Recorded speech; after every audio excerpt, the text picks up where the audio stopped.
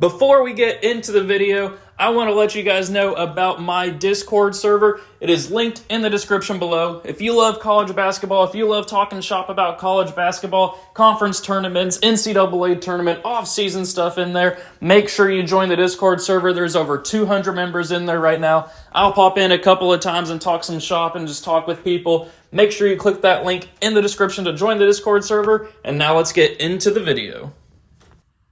Sup guys, it's Alex here, and welcome to the Sweet 16 Second Chance Tournament Challenge predictions. Before we get into the actual predictions though, we got to take a review of the YouTube bracket that I had filled out last week. We've had some interesting upsets that were correct. We've had some, let's just say, losses that pained me, not just as somebody who made a YouTube video going over my predictions, but as a UK fan, which we'll get into. But as you can see up there, the Super Celtic 24 YouTube brackets in the top 67%. I mean, obviously you're shooting for 100%, but hey, I'll take the top 2/3, or I guess top third technically, of all the brackets that were filled out. Overall, not feeling great about the bracket. Just taking a look here, if we scroll down, my final four, I actually have two teams that are out of it. I have UK, which I had in my championship game, which obviously they got beat by Oakland and Jack Gokel, who went absolutely insane with all those threes. I think he had 16 threes in the first two games, 10 against us, which was absolutely crazy.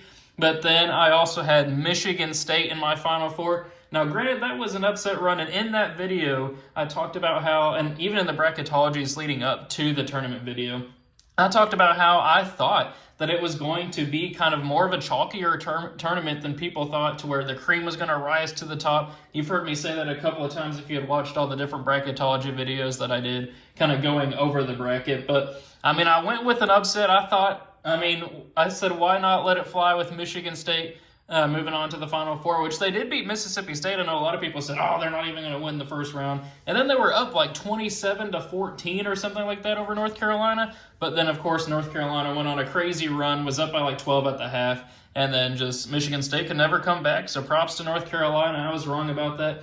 And I mean, overall, it's been a very chalky kind of tournament so far as well. There's only been a couple of top seeds that have lost. All the 1s and 2 seeds have moved on. There's only been 2 3 seeds technically to lose so far, with Kentucky losing in the first round and then Baylor losing in the second round. And then 4 seed wise, you had Auburn get upset in the first round, and then Kansas lose to Gonzaga yesterday. But 2 of the 4 seeds are also in the Sweet 16. So I believe it was like 14 out of 16 seed, the 14 out of the top 16 Sweet 16 teams are single-digit seeds. I believe NC State was one of them, and then maybe, I guess I'm drawing a blank. Maybe I was just wrong to where NC State's the only team there that's a double-digit seed. Yeah, they are. I mean, they're the only seed lower than a 6 to make the Sweet 16. So the chalk ended up holding. Cream rose to the top. I mean, just taking a look here at the bracket, I did call the Grand Canyon upset. That was nice to see. I thought New Mexico was going to make a run. Obviously, they didn't. They got destroyed in the first round by Clemson.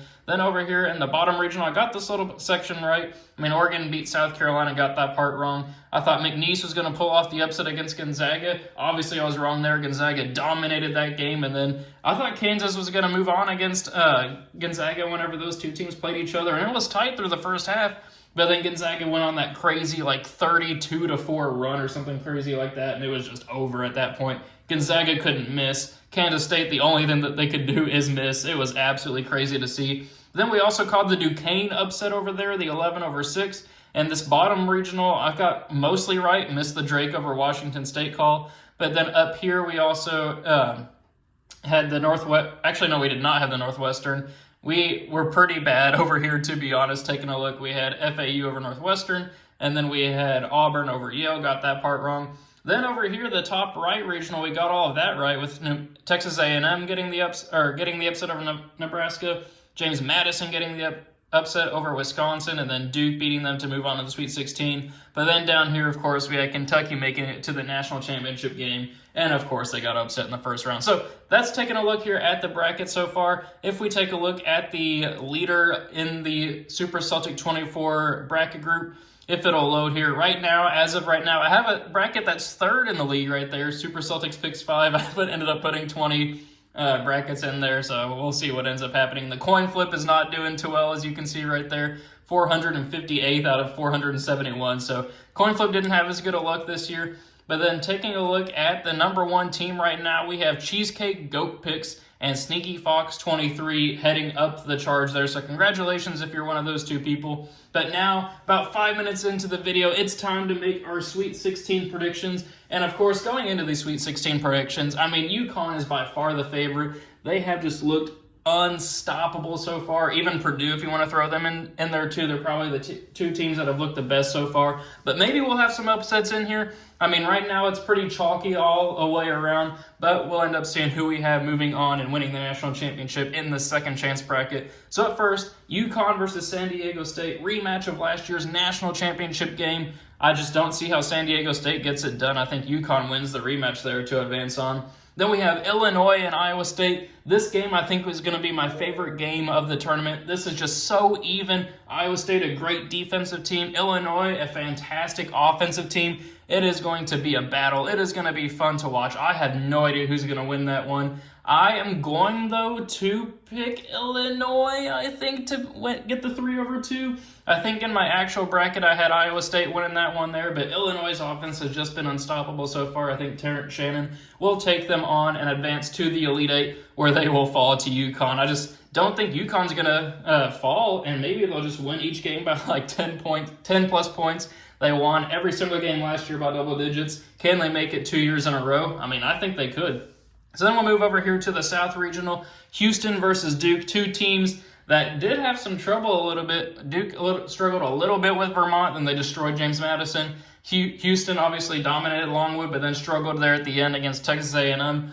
Give me the Duke Blue Devils to advance on right now. It's going to be a very interesting game to see. I think Houston is the better coach team, more experienced team, but I think the way Duke has been playing, they've been playing very well. They've been hitting all their shots. They have a lot of people who can slash to the rim. I mean, granted, Houston has the same thing too, but why not have some upsets in here? Why not go with the Duke Blue Devils? I mean, it's weird to say that they're an upset team, but a 4-1 upset there, where they will face NC State. I do think DJ Burns' and NC State's crazy run, I guess really postseason run once you factor in the ACC tournament as well, I think it's going to come to an end right there, and Marquette will advance on past Duke. And then for a spot in the Final Four, give me Marquette, the Golden Eagles, with Tyler Kolek. They were able to scrape past Colorado, but I do think that the shooting that team has, the defense that they play, the coaching by Shaka Smart will get them to the Elite Eight, and then they will beat Duke there to advance on. So far we have UConn and Marquette, 2 Big East teams. If we scroll down here, we'll go to the Midwest Regional with Purdue versus Gonzaga.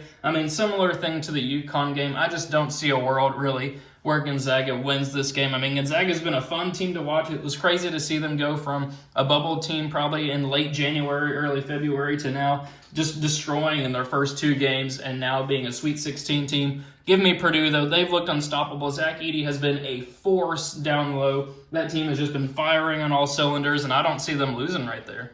So we have Creighton versus Tennessee. This is probably the second game that I'm most excited for here. This is a matchup that I did have in my original YouTube predictions video. I had Creighton winning this one, and as much as it pains me to say it, I'm going to go with it again. It doesn't actually pain me at all. I was trying to switch you guys out right there, or fake you guys out, I should say.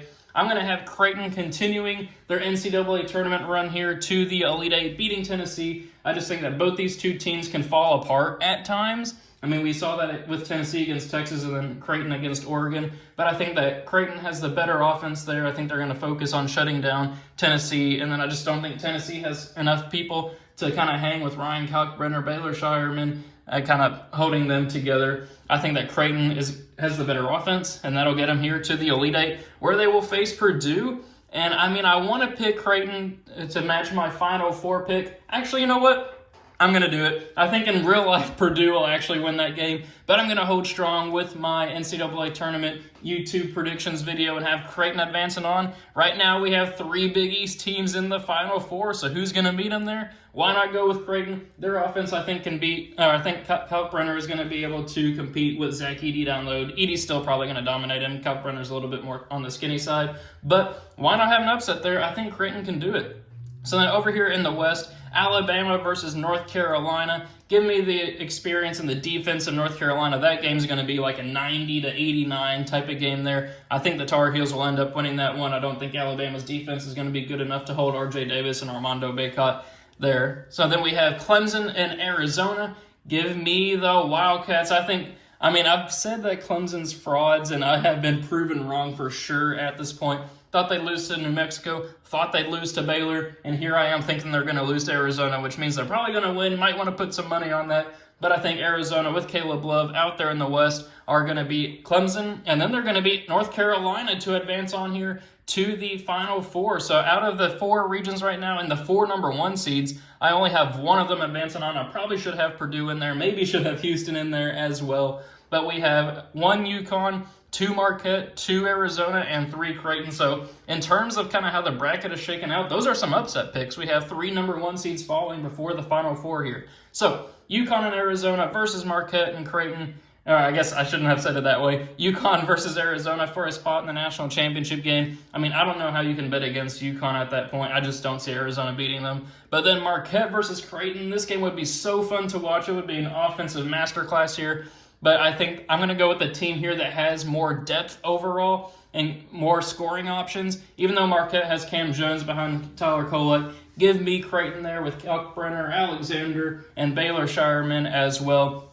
So that sets up a Big East final here. It would have if Marquette had won anyway. But UConn versus Creighton, I just don't know how you can pick against UConn at this point. Just watching that game, I want to go with the upset there, but I just can't do it. I have UConn advancing on there. They have just looked so good over the course of this tournament, over the course of the season, going back to last season, whatever you want to call it right there. But I'm going to go with the team that I predicted in my YouTube predictions video. Why not have them holding strong here? I did have Creighton advancing on to the national championship game when I had them losing in the Final Four in my actual YouTube predictions video. So they are advancing further than they did in the YouTube video. So those are my Sweet 16 predictions. Thank you guys for watching. I really hope you enjoyed it. Let me know your own thoughts about my predictions in the comments section below. Let me know your own thoughts as well. Always like to see what the people are thinking there. Don't forget to join that Discord server. Thank you guys for watching. Hope you enjoyed it, and I will see you all later.